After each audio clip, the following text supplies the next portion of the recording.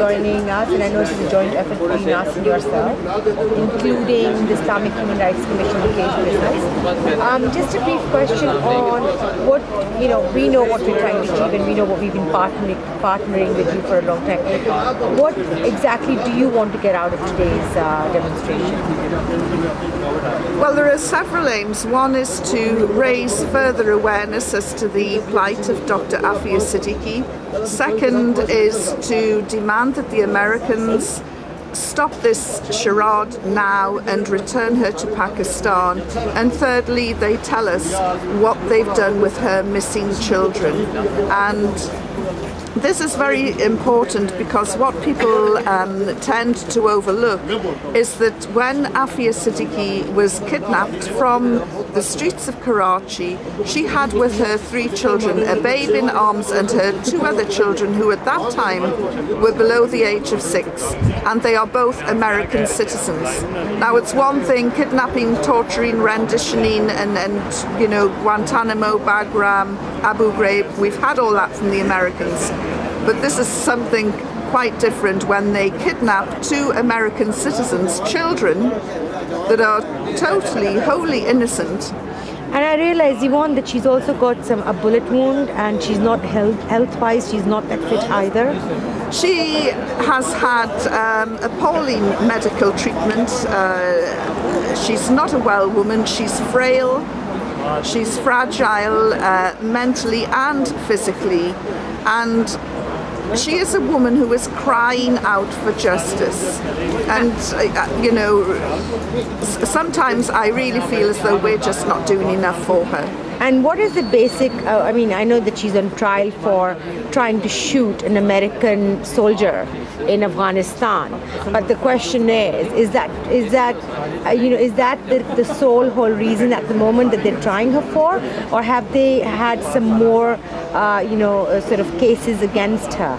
Well, this is the interesting thing. The FBI has now had 6-7 years in which to build a case against Dr Afia Siddiqui. They're the ones who said, she's Al-Qaeda's #1 female agent. All these preposterous stories came out. Not a single charge to do with terrorism has been laid against Afia Siddiqui. What she has been charged with is attempting to shoot an American soldier. Now then, this happened in Afghanistan. Why is a Pakistani citizen who committed an alleged crime in Afghanistan facing charges in New York? Her legal team, the one that's been forced on her by the US authorities, should have immediately said this hearing is illegal. It shouldn't be tried here. What on earth has it got to do with New York? And I believe she's a dual national, right? She's a Pakistani citizen as well.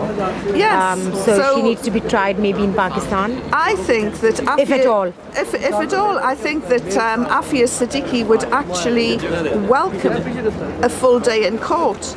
And we don't want her to stand to answer anything to do with something that happened in a 2-3 minute period in a prison cell in Afghanistan.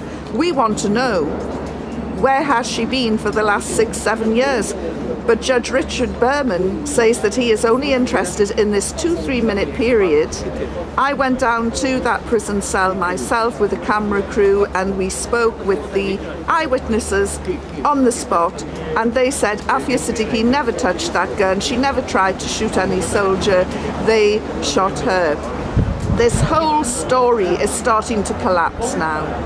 And we hope that with all your efforts, and if we can mobilize people all over the world, that we can find a solution to bring her back home. The solution is people power. People power. And when people start to lead, the leaders then become irrelevant. And I have to say that the Pakistani leadership has not taken the initiative. They've thrown money at a legal case, which is great, it's unprecedented.